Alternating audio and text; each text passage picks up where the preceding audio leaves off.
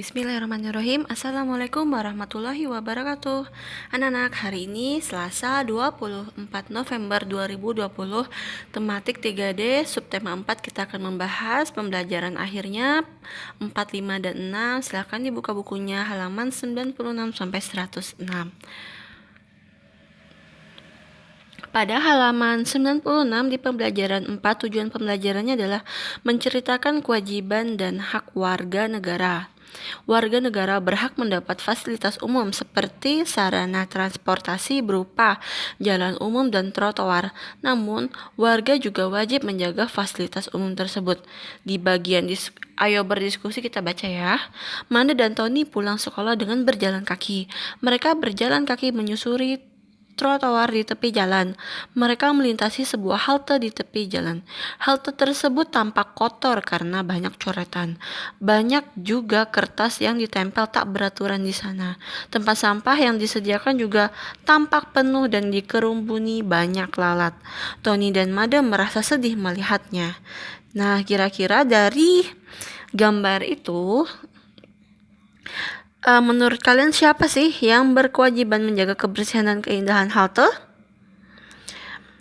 Ya, semua warga negara punya kewajiban untuk menjaga kebersihan, terutama untuk petugas kebersihan yang bertugas di sana. Terus, kewajiban apakah yang dilalaikan pengguna halte? Pengguna halte itu melalaikan, yaitu membuang sampah sembarangan, mencoret-coret fasilitas umum halte tersebut itu ya. Siapa yang dirugikan haknya dengan keadaan halte seperti itu? Siapa yang kira-kira dirugikan? Warga negara. Menurutmu apakah Tony dan Mada juga berkewajiban menjaga kebersihan halte? Ya, karena Mada dan Tony adalah warga negara yang juga memanfaatkan fasilitas umum tersebut. Kira-kira apa kewajiban Tony dan Mada setelah melihat keadaan itu? Coba kalian lihat gambarnya itu. Kira-kira Mada dan Tony mau ngapain nih? Itu apa? Membersihkan halte tersebut dengan cara bersama-sama. Ada di buku kalian di halaman 97 ya. Di bagian ayo membaca, di sini tujuannya adalah menuliskan masalah dan mengajukan saran berdasarkan gambar. Ayo membaca. Tony dan Mada merasa tidak nyaman melintasi halte yang kotor tersebut. Mereka pun memiliki ide untuk mengajak teman-teman lain membersihkannya. Hanya sedikit teman yang setuju untuk membantu, namun Tony dan Mada tetap bersemangat. Mereka ingin membersihkan halte setelah belajar kelompok nanti. Nah, akhirnya jadi Tony sama Mada itu mengajak teman-temannya supaya pekerjaan mereka menjadi cepat selesai dan ringan karena dikerjakan bersama-sama.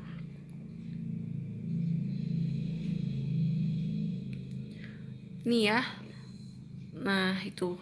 Nah, di bagian ayo mengamati, perhatikan gambar di bawah itu. Masalah apa yang dapat kamu lihat pada gambar? Apa saranmu kepada Tony dan Mada? Nih, Tony sama Mada seperti kebingungan ya. Kita buang sampah. Kita buang kemana ya sampah-sampah ini, Mada? Nah, kira-kira apa kalimat? Masalahnya apa? Mereka kebingungan untuk membuang sampah yang mereka kumpulkan. Dia nggak ngeliat di belakang tuh ada petugas kebersihan yang sedang membawa gerobak sampah. Sebaiknya Tony dan Mada melihat ke arah belakang karena di belakang itu ada petugas yang membawa gerobak sampah. Jadi mereka buang ke situ tuh, ya.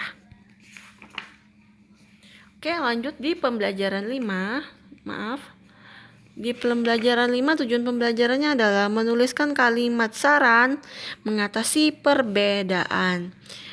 Indonesia dikenal sebagai warga negara yang kaya akan keragaman suku bangsa, adat istiadat, bahasa, dan agama. Sebagai warga negara, kita berhak untuk hidup nyaman.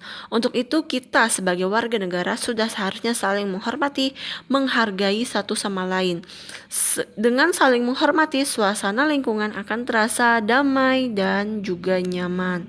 Nah, di buku kalian itu ada Nina dan teman-teman yang sedang bermain bersama. Tahukah kamu, di sini mereka memiliki perbedaan suku dan agama. Jadi Nina dan Deli itu beragama Islam, Made beragama Hindu, Tony beragama Kristen, Mary beragama Katolik, Lani beragama Konghucu, Meilina beragama Buddha.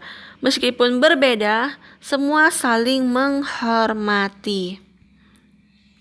Pada halaman 101, bentuk saling menghargai dan menghormati sangat banyak. Misalnya, tidak membeda-bedakan teman saat bermain. Selain itu, kita juga seharusnya memberi kesempatan pada teman yang ingin menjalankan ibadah. Misalnya gini, pada hari Minggu mereka sedang main bersama. Nasi yang beragama Tony, misalnya Tony sama Mary itu mau menyampaikan keinginannya kalau mereka tidak bisa ikut bermain bersama karena akan melaksanakan ibadah. Teman-teman yang lain harus menghargainya dan mengizinkannya. Karena tiap agama itu waktu melaksanakan ibadahnya berbeda-beda, jadi kita harus saling menghormati. Sikap saling menghargai juga kita lakukan ketika kita berbeda pendapat dengan teman. Jika ada teman yang sedang berbicara, kita tidak boleh memotongnya. Dengarkan sampai selesai ketika teman berbicara. Dengan begitu teman akan merasa dihargai. Jadi kalau teman lagi ngomong tuh dengarkan dulu, jangan dipotong ucapan mereka, ya.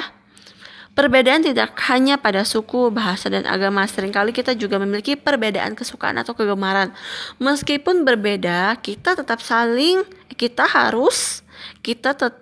harus saling menghargai. Saling menghargai akan membuat hidup menjadi rukun dan menyenangkan.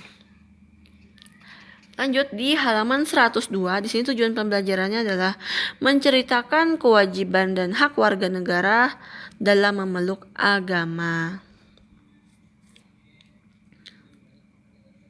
Di bagian itu di Indonesia terdapat perbedaan suku, bangsa, agama, dan adat istiadat. Agar tercipta kehidupan yang harmonis dan nyaman, setiap warga perlu menjaga hubungan baik dengan warga yang lain. Hal tersebut dapat dilakukan jika setiap warga saling menghormati serta memahami kewajiban dan haknya. Nah, di buku kalian itu ada anak-anak yang sedang mengadakan pawai. Ciri-ciri perbedaan budaya terlihat dari perangkat adat yang digunakan. Misalnya, perbedaan busana adat. Sekolah Nina pernah mengadakan pawai budaya. Coba perhatikan gambar di samping tuh. Yang pegang poster atau banner itu pawai budaya SD 1 Ceria. Itu pakai pakaian adat apa? Kalimantan. Terus yang di bagian belakangnya tuh adat apa ya? Nias Aceh kayaknya ya. Belakangnya tuh adat Jawa kayak gitu ya. Kita lanjut di pembelajaran 6. Tujuan pembelajaran adalah menuliskan kewajiban dan hak sebagai warga negara. Nah, setiap warga negara itu berkewajiban menjaga dan melestarikan budaya yang kita miliki. Budaya mencerminkan jati diri negara kita. Salah satu budaya yang harus kita lestarikan adalah sikap ramah tamah. Jadi Indonesia itu sangat terkenal dengan sikap ramah tamahnya. Nah, kita baca ya di bagian ayat membaca, bacalah teks berikut. Di kelas Nina ada siswa baru. Siswa tersebut bernama Franz. Franz siswa pindahan dari Kota Kupang. Kota Kupang berasal dari Provinsi Nusa Tenggara Timur. Saat ini ia tinggal di Jakarta karena pekerjaan orang tuanya. Saat memperkenalkan diri, Franz masih kental dengan logat bahasa Kupang. Franz belum mahir berbahasa Indonesia karena ia biasa menggunakan bahasa daerah dalam percakapannya sehari-hari. Franz pun merasa kesulitan saat bercakap-cakap dengan teman barunya. Ia merasa malu dan minder. Meskipun sulit berkomunikasi, Nina dan teman-teman tidak mengabaikan Franz. Mereka berusaha berkomunikasi dengan bahasa yang dimengerti Franz. Mereka tetap menyapanya dengan ramah. Mereka membantu Franz jika ia mengalami kesulitan. Franz merasa sangat senang mendapat teman-teman yang begitu ramah dan baik hati. Franz pun bersemangat belajar berbicara dengan bahasa Indonesia. Nina dan teman-teman pun tertarik dengan bahasa daerah Franz. Franz dan teman-teman saling belajar satu sama lain. Jawablah pertanyaan berikut berdasarkan cerita di atas. Kita jawab sama-sama ya. 1. Apa masalah yang dimiliki Franz? Apa kira-kira? Jadi Franz itu belum mahir berbahasa Indonesia karena dia biasa menggunakan bahasa daerahnya. 2. Apakah Nina dan teman-teman juga memiliki masalah yang sama? Kira-kira ada nggak? Ada ya, masih waktu awal-awal mereka masuk sekolah insya Allah pasti ada. Bagaimana Nina dan teman-teman mengatasi masalahnya? Bagaimana caranya tadi di percakapan ini? Jadi mereka itu saling membantu. Mereka berusaha berkomunikasi dengan bahasa yang dimengerti Franz. Jadi mereka tetap menyapanya dengan ramah. Terus mereka juga membantu Franz jika ia mengalami kesulitan. Apakah menurutmu saran mereka dapat menyelesaikan masalah dengan baik? Iya ya, karena mereka saling membantu, mengajarkan Franz kalau dia merasa kesulitan dengan bahasa yang digunakan. Itu ya. Kita lanjut di halaman 106. Ayo membaca. Nina dan teman-teman telah menunjukkan budaya ramah tamah.